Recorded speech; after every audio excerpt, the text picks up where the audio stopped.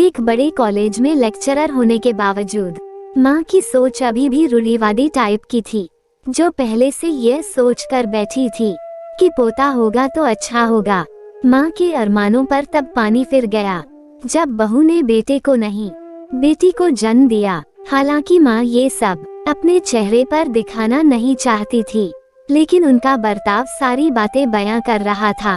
माँ को वापस जाने की तैयारी करता देख बेटा माँ के पास आया और माँ से बोला, माँ 2 दिन तो हुए हैं तुम्हें आने को और तुम जाने की तैयारी कर रही हो। अरे बेटा तुम तो जानते ही हो कॉलेज फिर से शुरू हो गए हैं, तुम्हारे पापा और मेरे लेक्चर फिर से शुरू करने पड़ेंगे। ज्यादा छुट्टियां भी तो नहीं ली थी मैंने, जाना तो पड़ेगा। लेकिन तू चिंता मत कर, थोड़े दिन बाद मैं और तुम्हारे पापा दोनों ही वापस आएंगे।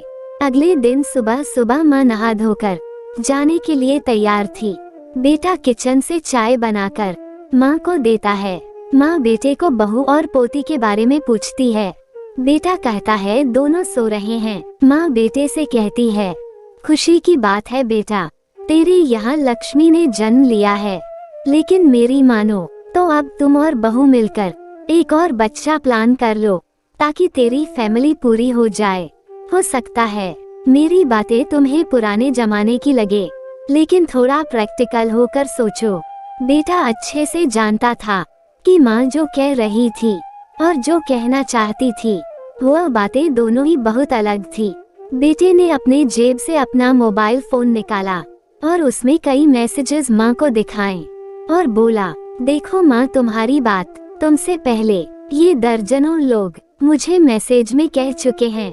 हर कोई डायरेक्टली या इनडायरेक्टली मुझे यही कहने की कोशिश कर रहा है कि बेटा होता तो अच्छा होता, या फिर आगे बेटे के लिए ट्राई करो।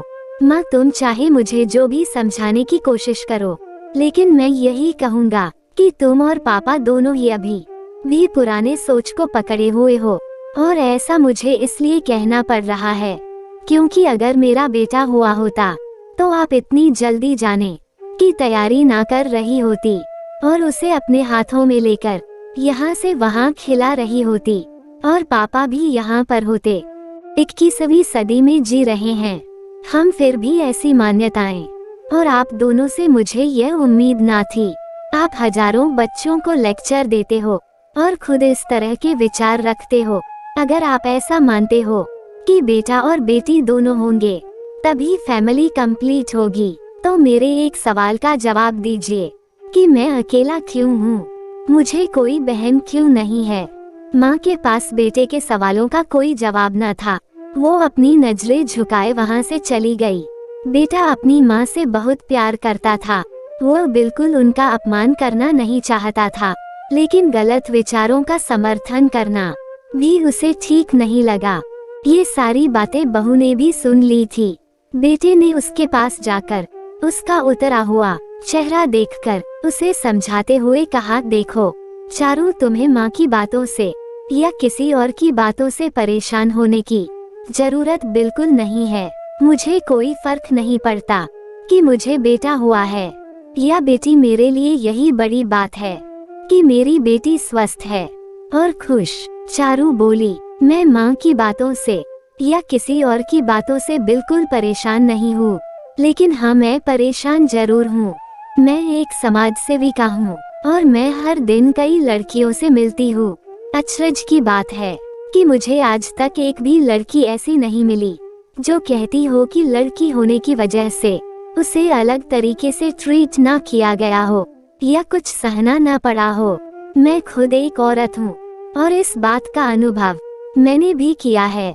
और अब जब हमारे घर में भी एक लड़की ने जन्म लिया है तो मैं परेशान हूँ। पति अपनी पत्नी को समझाते हुए कहता है। कल्पना चावला, रानी Lakshmibai, PV Sandhu, Pratibha Patil, mother Teresa, Kiran Bedi. List इतनी लंबी है कि कभी खत्म ही ना हो। क्या इन सब ने ये सब फेस नहीं किया होगा? जरूर किया होगा, लेकिन उन्होंने दुनिया को जो साबित करके दिखाया है और जिस मुकाम पर वे पहुंची है वही हर लड़की को हौसला देने के लिए काफी है।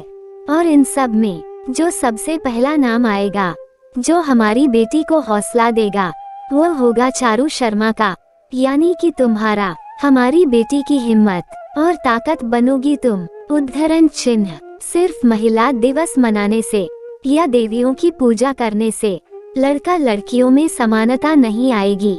ये समानता तब आएगी जब हम अपने विचारों को जड़ों से बदल पाएंगे। दोस्तों, अगर आपको कहानी अच्छी लगी तो कमेंट जरूर करना, वीडियो को लाइक और चैनल को सब्सक्राइब करें। कहानी सुनने के लिए बहुत बहुत धन्यवाद।